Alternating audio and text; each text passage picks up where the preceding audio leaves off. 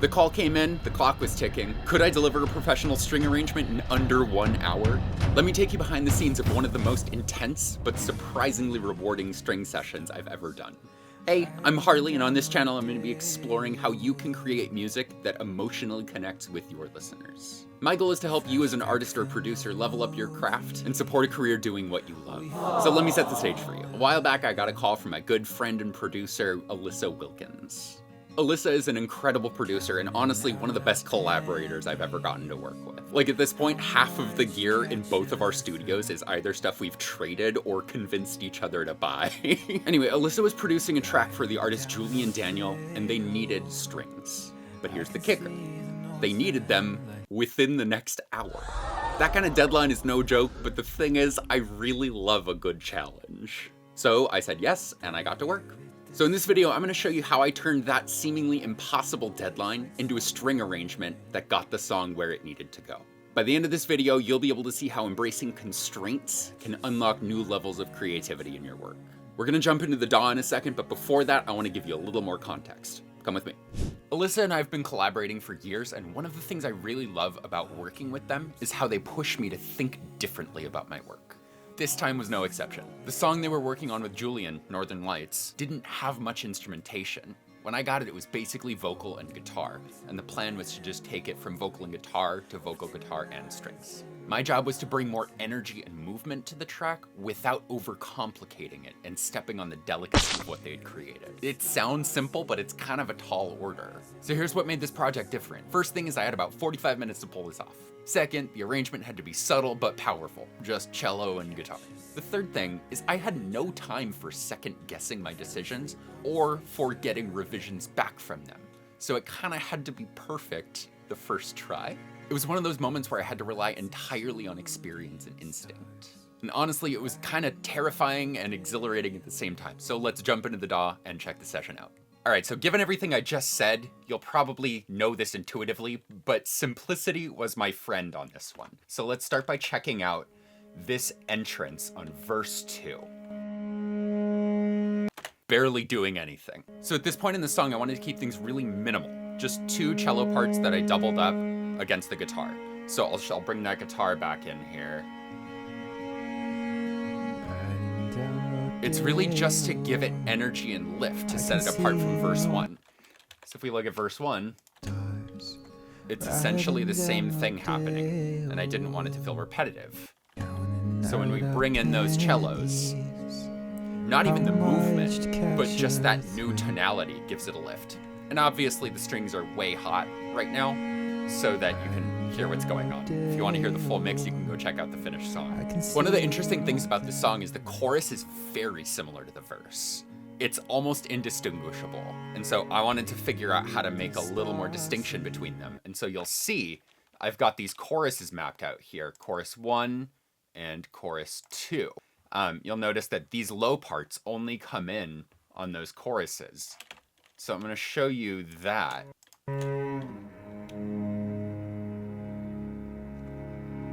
So it's just a fifth, about as low on the cello as it can go. And so that is what I wanted to anchor the choruses. That's the only thing that really sets it apart. So without those low parts, it feels very similar to verse 2, verse 2. But that low part, when you bring it back in, it fills it out, and it makes it feel like something unique. So going ahead, I'll let this roll through. You hear this low part, we get to the end of the chorus, and it drops out right here. So we know we're back into the verse. And then this, I think, is the most interesting thing that happens in this song.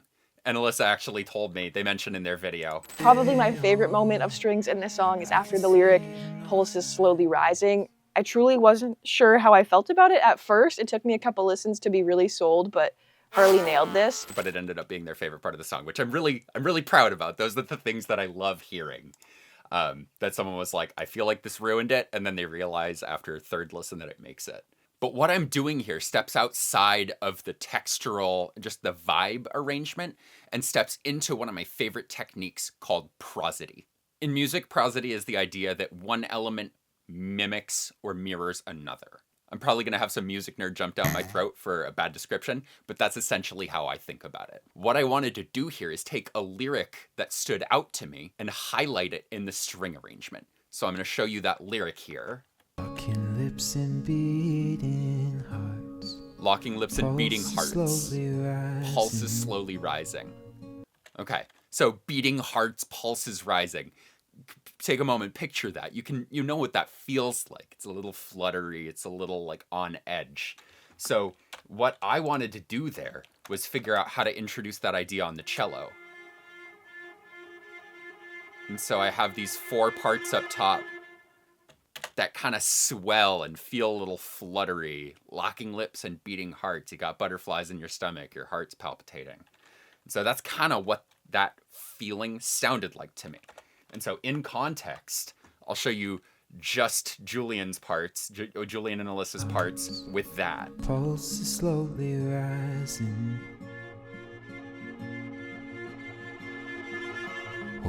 So we had that moment where the silence in the song felt, to me at least, like it was asking for something to drive it forward. And there was such a clear lyric that I wanted the listener to feel and not just hear. There's something to me about a lyric or a line when it's saying something important. When you hear words, it can be a little cerebral. Your brain is having to interpret them. But when the cello's doing something, there's something about it that you can just feel. Maybe that's just me. Maybe I'm weird. I know I'm weird, but I think I'm onto something there. Tell me if I'm wrong. Okay. And so when we go and listen to that in the context of the rest of the strings, this sounds still like verse 1. But then we've got those things happening.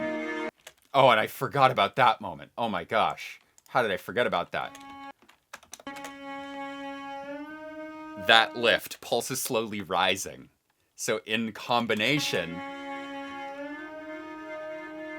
the tension, the little dissonance, that swell, the rise there. Oh, okay. This is the kind of thing I get excited about. People think strings are just pretty, and I'm like, there's so much that we can do with a string arrangement that lifts a song. So for this final chorus, I wanted to really bring everything together. This is the last moment we have with the listener before things drop back down to, like, essentially just vocal and guitar for the outro. We've introduced several ideas throughout this. There's the basic middle part. We've got the lower parts that delineate the chorus. But then that high stuff that I introduced in the verse, I had to figure out a way to make that top part feel different, but kind of similar and draw through, make everything feel cohesive. So check this out. It goes to a tremolo, just that subtle feeling up top, a little bit of sparkle. And so if we pull out that top end, it just feels like the previous chorus. But then once we add that in, it's something new.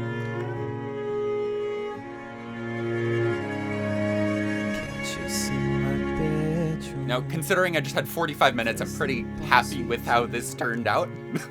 They had originally contacted me and said, can you just play a cello line? And I listened to it and thought, that's not what this song wants. So can I do a full arrangement? I know we're under pressure, but I think we can pull this off and it'll make the song something special.